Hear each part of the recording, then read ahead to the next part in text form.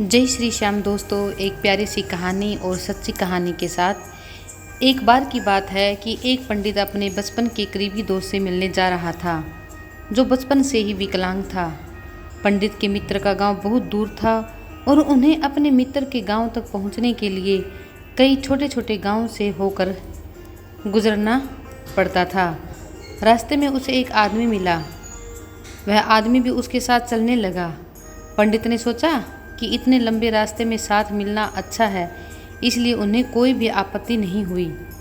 जब पंडित ने उस आदमी से नाम पूछा तो उस आदमी ने बताया कि उसका नाम महाकाल है। पुजारी को तो नाम बहुत अजीब लगा, लेकिन उसने उससे उसके बारे में और कुछ भी पूछना उचित नहीं लगा, क्योंकि पहले ज़माने में नाम ऐसे ही निकाल देते थे। वो दोनों चलते रहे। शीघ्र ही वे एक गांव में पहुँचे। वह महाकाल ने पंडित से कहा, आप आगे चलते रहिए, मुझे इस गांव में एक संदेश देना है और मैं तुम्हें आगे रास्ते में मिल जाऊंगा। पंडित ने उत्तर दिया, ठीक है, और अपने रास्ते पर चलता रहा। रास्ते में पंडित को पता चला कि एक आदमी को भैंस ने मारकर कुएं में फेंक दिया। शीघ्र ही महाकाल पंडित के पास लौट आया। चलते चलते दोनों गांव के बाहर पहुँचे।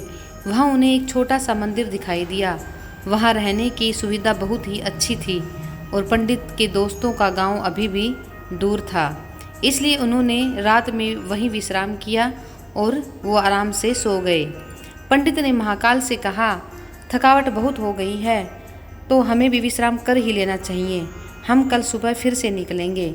महाकाल ने उत्तर दिया, ठीक है, लेकिन मुझे पास के गांव में किसी को कुछ वस्तु देनी है तो मैं वो देकर ही आऊँगा, ये मेरा बहुत ज़रूरी काम है। इतना कहकर महाकाल चले गए। थोड़ी देर बाद पंडित ने देखा कि गांव से धुआं उठ रहा है और धीरे धीरे पूरे गांव में आग लग गई। यह वही गांव था जहां पर महाकाल गए थे। यह देखकर पंडित को बहुत ही आश्चर्य हुआ और उसने मन ही मन सोचा कि यह महाकाल जहां भी जा रहा है वहां किसी न किसी प्रकार की हानि क्यों होती जा रही है, जरूर कुछ गड़बड़ तो है। कुछ देर बाद महाकाल मंदिर लौट आए। सुबह होते ही दोनों अपने रास्तों की तरफ चल पड़े। कुछ देर बाद एक और गांव आया और महाकाल ने पंडित से फिर कहा, आप आगे चलें, इस गांव में भी मुझे बहुत ज़रूरी काम है, इसलिए मैं आपसे अगले रास्ते पर मिलूँगा।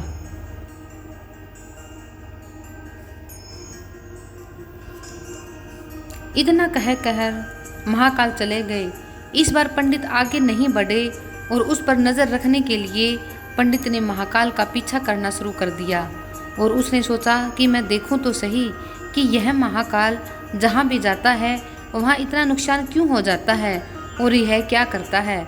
जब पंडित महाकाल पर नज़र रख रहा था तो उसने सुना कि एक आदमी को सांप ने काट लिया और उस आदमी की मौके पर ही मौत हो गई। पंडित ने वहाँ कुछ नहीं कहा और दोनों अपनी अपनी राह चलते रहे। थोड़ी देर बाद पंडित खुद को पूछने से नहीं रोक सका और उसने महाकाल से कहा कि एक बात पूछूं, अगर आप गुस्सा ना हो तो। महाकाल ने कहा, नहीं, कोई गुस्से वाली बात नहीं है, आप पूछो तो सही। तो पंडित ने कहा कि आप जहाँ भी जाते हैं कुछ न कुछ नुकसान होता रहता है, क्या आप मुझे बता सकते हैं कि यह आखिर क्यों हो रहा है। महाकाल ने पंडित को जवाब दिया कि आप एक बुद्धिमान व्यक्ति लगते हैं, इसलिए मैं आपके साथ चलने लगा था, क्योंकि बुद्धिमानों की संगति हमेशा अच्छी ही होती है। लेकिन फिर भी तुम्हें समझ नहीं आया कि मैं वास्तव में कौन हूँ। ठीक है, तुम्हें समझ नहीं आया तो मैं तुम्हें बता देता हूँ। महाकाल ने उत्तर दिया, मैं यमदूत हूँ, यानी कि यमराज का सेवक हूँ। यमराज यानी कि मृत्यु का देवता, और यमराज की आज्ञा से मैं उन लोगों को मारने आया हूँ जिनका जीवन काल पूरा हो चुका है। हालांकि पंडित को यह विचार पहले से ही था, फिर भी इसके बारे में सुनकर वह थोड़ा सा घबरा गया। फिर भी उन्होंने हिम्मत जुटाई और पूछने लगे, अगर ऐसा है तो बताओ अगली मौत किसकी है। महाकाल ने उत्तर दिया, अगली मृत्यु तुम्हारे मित्र की है जिससे तुम मिलने जा रहे हो और तुम उसकी मृत्यु का कारण बनोगे। यह सुनकर पंडित बहुत ही हैरान रह गया और बहुत परेशान भी हुआ। उसने मन ही मन सोचा, यदि महाकाल ने जो कहा है वह सत्य है तो मेरे मित्र की मृत्यु हो जाएगी और इसका कारण भी मेरा ही होगा। मैं उसकी मौत का कारण नहीं बनना चाहता। मुझे उनसे मिलने उनके गांव जाना ही नहीं चाहिए। जब पंडित यह बात सोच ही रहा था तो महाकाल ने कहा, मैं जानता हूँ कि तुम क्या सोच रहे हो, लेकिन अपने मित्र से न मिलने से उसका भाग्य नहीं बदला जाएगा। आपके मित्र की मृत्यु निश्चित है और वह अगले ही कुछ ही क्षणों में होने वाली है। महाकाल के मुंह से यह बात सुनकर पंडित हैरान रह गया, क्योंकि महाकाल उसके मन की बात जान गए थे। इससे पंडित को विश्वास हो गया कि महाकाल सचमुच यमदूत है, इसलिए वह तुरंत अपने गांव लौटने के लिए वापस मुड़ गया। इससे पंडित को विश्वास हो गया कि महाकाल सचमुच ही यमदूत है, इसलिए वह तुरंत अपने गांव लौटने के लिए वापस मुड़ गया।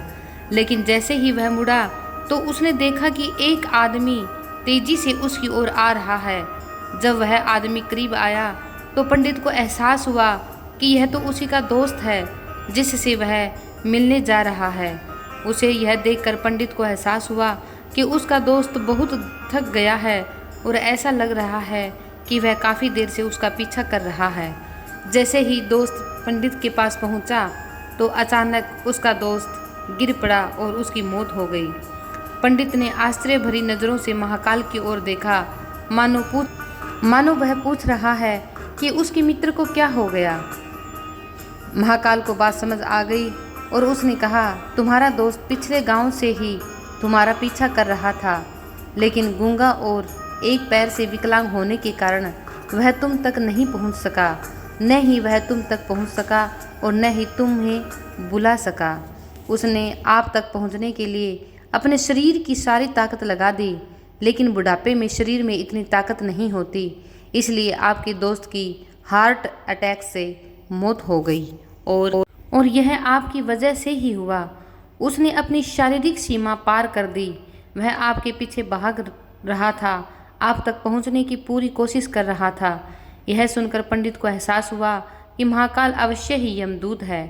पंडित ज्ञानी व्यक्ति थे और जानते थे कि मृत्यु पर किसी का भी नियंत्रण नहीं है और एक दिन सभी को मरना ही है, इसलिए वह उस समय खुद को संभालने में सक्षम थे।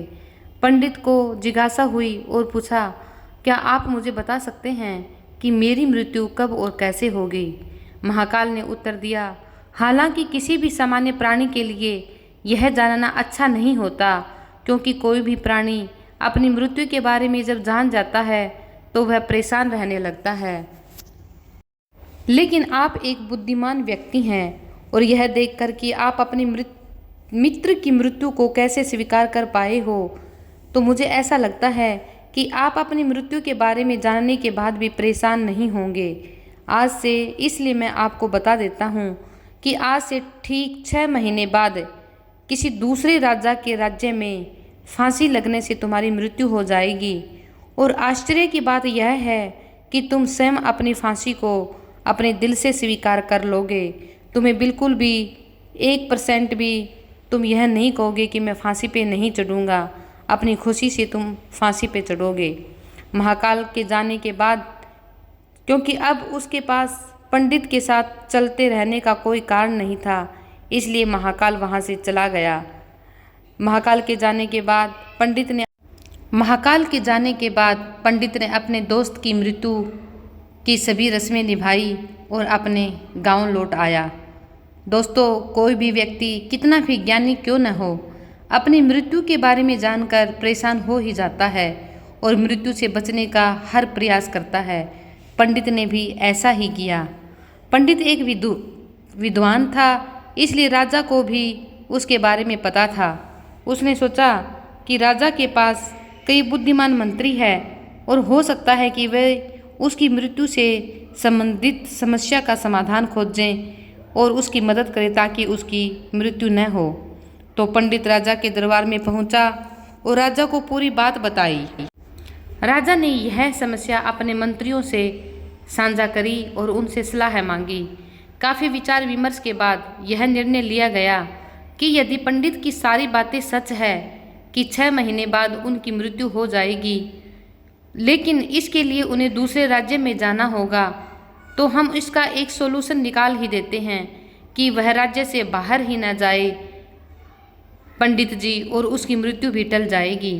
इसलिए पंडित के लिए महल में ही रहने की व्यवस्था की जाती है और राजा की अनुमति के बिना कोई भी व्यक्ति पंडित से ना तो मिल सकता है, लेकिन पंडित को कहीं भी जाने की अनुमति थी ताकि उसे ऐसा ना लगे कि वह राजा की कैद में है। हालांकि पंडित को अपनी इच्छा से जाने की अनुमति थी, फिर भी वह डर के कारण बाहर जाने से बचता था। धीरे धीरे समय बीतता गया और मृत्यु के एक दिन पहले पंडित डर के मारे जल्दी जल्दी सो गया ताकि रात और अगला दिन जल्दी से बीत जाए और उसकी मृत्यु टल जाए। लेकिन पंडित को नींद की बीमारी थी जिसके बारे में उसे खुद ही नहीं पता था। सोने के बाद वह नींद में चलने लगा। वह उठकर अपने आप ही कमरे से बाहर चला गया और महल के घोड़े के अस्तबल की ओर चला गया। किसी ने उसे रोका या टोका नहीं और ना ही किसी ने उससे पूछताछ की, क्योंकि सभी सेवक जानते थे कि वह राजा का विशेष अतिथि है और उससे ना ही कहीं जाने से रोका जा सकता है, ना ही उससे कोई पूछताछ करने की जरूरत है। अस्तबल में पहुंचकर पंडित ने सबसे तेज घोड़ा उठाया और राज्य से बाहर चला गया। नींद की बेहोशी की हालत में वह दूसरे राज्य में पहुंच गया। इतना ही नहीं, वह नींद में दूसरे राज्य में भी पहुंच गया और दूसरे राज्य के राजमहल में पहुंच गया। और यह संयोग था कि जब पंडित महल में प्रवेश कर रहा था तो सभी लोग और गार्ड सो रहे थे, इसलिए किसी ने भी उसे रोका या पूछताछ भी नहीं की। पंडित सीधे राजा के शयन कक्ष में गया जहां राजा और रानी सो रहे थे और बिस्तर पर रानी के बगल में जाकर सो गया। जब सुबह हुई तो राजा उठे और उन्होंने पंडित को रानी के बगल में सोते हुए देखा। राजा बहुत ही क्रोधित हुए और उन्होंने पंडित को गिरफ्तार कर लिया। पंडित को समझ नहीं आ रहा था कि वह दूसरे राज्य में कैसे पहुंच गया और सीधे राजा के शयन कक्ष में कैसे पहुंच गया। कुछ देर बाद राजा का दरबार लगा और पंडित को राजा के सामने पेश किया गया। जब राजा ने पंडित को देखा तो उन्हें इतना क्रोध आया कि उन्होंने पंडित को फांसी पर चढ़ाने का आदेश दे दिया। मृत्युदंड सुनकर पंडित कांप उठा और फिर उसने खुद को शांत किया और राजा से कहा, महाराज, मुझे नहीं पता कि मैं कैसे इस राज्य तक पहुंचा, पर मुझे इतना ज़रूर याद है कि मैं तो अपने राजा के महल में सोया हुआ था। मैं यहाँ कैसे पहुंचा? मैं यह भी नहीं जानता कि मैं आपके शयन कक्ष में कैसे आया और आपके राज्य के किसी भी रक्षक ने मुझे क्यों नहीं रोका। लेकिन मैं इतना जानता हूँ कि आज मुझे मरना है, आज मेरी मौत लिखी हुई है और यह सब उसी के मुताबिक हो रहा है। राजा को यह बात थोड़ी अजीब लगी तो उन्होंने पूछा, तुम्हें कैसे पता कि आज तुम्हारी मौत होने वाली है? जवाब में पंडित ने पूरी कहानी बताई और कहा कि कोई भी आम आदमी राजा के सामने बैठने के बारे में सोच भी नहीं सकता और मैं राजा के कमरे में रानी के बगल में सोने के बारे में सोच भी कैसे सकता हूँ। यह पूर्णतः आत्महत्या ही होगी। मैं इस तरह मरने के लिए दूसरे राज्य में क्यों आऊँगा? राजा को पंडित की बातें थोड़ी उचित लगी, लेकिन उसने सोचा कि शायद पंडित खुद को सजा से बचाने के लिए बहाना बना रहा है। चूंकि पड़ोसी राज्य का राजा उसका मित्र था, उसने तुरंत कुछ सैनिकों के साथ राजा के पास एक पत्र भेजा और पंडित की बातों की जांच के लिए बोला। सैनिक शाम होने से पहले ही लौट आए और उन्होंने राजा को बताया। पड़ोसी राजा का मित्र था। पंडित ने जो कुछ कहा वह सच है और हमें भी नहीं पता कि वह आधी रात को वहां कैसे पहुंच गया। उसे मौत की सज़ा देना उचित नहीं है। लेकिन अब एक नई समस्या खड़ी हो गई। चूँकि राजा ने पूरी कहानी जाने बिना ही पंडित को मृत्युदंड दे दिया था, अब यदि पंडित को फांसी की सज़ा नहीं दी गई तो राजा के कथन की अवहेलना होगी। इसलिए सभी मंत्रियों की सभा बुलाई गई और सभी ने अपने अपने विचार प्रकट किए कि ऐसा कोई सुझाव बताओ जिससे राजा के वचनों की भी अवहेलना ना हो, राजा के वचनों का भी सम्मान हो और पंडित की मृत्यु भी न हो। तो एक मंत्री ने सुझाव दिया कि पंडित को फांसी देने के लिए कच्चे सूती धागे का प्रयोग किया जाए, ताकि उस एक कच्चे धागे से पंडित की मृत्यु नहीं हो पाएगी, क्योंकि एक धागे से फांसी पर चढ़ने से उनकी मृत्यु हो ही नहीं सकती, और वो जैसे ही फांसी पे चढ़ेंगे धागा अपने आप टूट जाएगा। राजा को यह विचार बहुत उचित लगा और उसने वही आदेश दे दिया। राजा के कहे अनुसार पंडित को फांसी देने के लिए सूती धागे का फंदा बनाया गया। पंडित को भी विश्वास था कि सूत के कच्चे धागे से उनकी मृत्यु नहीं हो सकती, इसलिए वे भी बड़ी खुशी खुशी से फांसी पर चढ़ गए। लेकिन जैसे ही पंडित को फांसी दी गई, सूत का धागा टूट गया, लेकिन टूटने से पहले उसने अपना काम कर दिया था। डोर से पंडित की गर्दन की नस कट गई थी और वह जमीन पर पड़े पड़े तड़प रहा था। हर धड़कन के साथ उनके गले से खून बह रहा था और कुछ ही पलों में उनका शरीर बिल्कुल शांत हो गया था। वह मृत हो गया था। सभी लोग आश्चर्य से यह देखते रहे और किसी को विश्वास नहीं हो रहा था कि एक कमज़ोर सूती धागा किसी की जान कैसे ले सकता है। लेकिन घटना घट गई और नियति ने अपना काम कर दिया था। दोस्तों, इसलिए कहा जाता है कि हर व्यक्ति की, हर जीव की मौत निश्चित है। इसलिए कभी भी किसी को मौत के बारे में पहले नहीं बताया जाता, क्योंकि मौत के बारे में पहले बताने से ही इंसान डर डर कर वैसे ही मरने लग जाता है। अगर पंडित ने महाकाल से अपनी मौत के बारे में नहीं पूछा होता तो वह राजा के महल में कैद होकर हर दिन डर डर कर जीने की बजाय अगले 6 महीने तक कहीं और भी अच्छी ज़िंदगी जी रहा होता। इसलिए भगवान ने हमें भविष्य जानने की अक्षमता ही नहीं दी, ताकि हम अपना जीवन बेहतर तरीके से जी सकें। पंडित की मृत्यु का संबंध उसके मित्र से था, क्योंकि यदि वह अपने मित्र से मिलने नहीं जा रहा होता तो रास्ते में उसे महाकाल नहीं मिलते और पंडित उससे उसकी मृत्यु से संबंधित प्रश्न नहीं पूछता। जो होना है वह होकर ही रहता है। वह चाहे कितना भी सावधानियां बरते या कितने भी उपाय करें, लेकिन हर घटना और हर घटना का पूरा ताना बाना पहले से ही तय होता है, जिससे हम जरा भी नहीं हट सकते। अगर पंडित अपने दोस्त से मिलने नहीं गया होता तो उसका दोस्त बचपन से गूंगा और विकलांग नहीं होता तो उसकी मृत्यु नहीं होती, क्योंकि उस स्थिति में वह पीछे से आवाज़ देकर अपने दोस्त को रोक सकता था। यानी कि प्रकृति ने उन्हें बचपन से जो विकलांगता दी थी उसका संबंध उनकी मृत्यु से था। प्रकृति ने जो भी बनाया है और जैसा भी बनाया है वह किसी न किसी कारण से है, और उसके अस्तित्व पर सवाल उठाना गलत है, क्योंकि हर व्यक्ति, वस्तु या परिस्थिति किसी न किसी घटना से जुड़ी होती है जो घटित होती है। दोस्तों, मैंने एक बात पुराणों में भी पढ़ी है और पौराणिक कथाओं में भी पढ़ी है कि हम स्वयं मृत्यु के पास जाते हैं, मृत्यु हमारे पास नहीं आती, क्योंकि पहले से ही सब कुछ निश्चित होता है।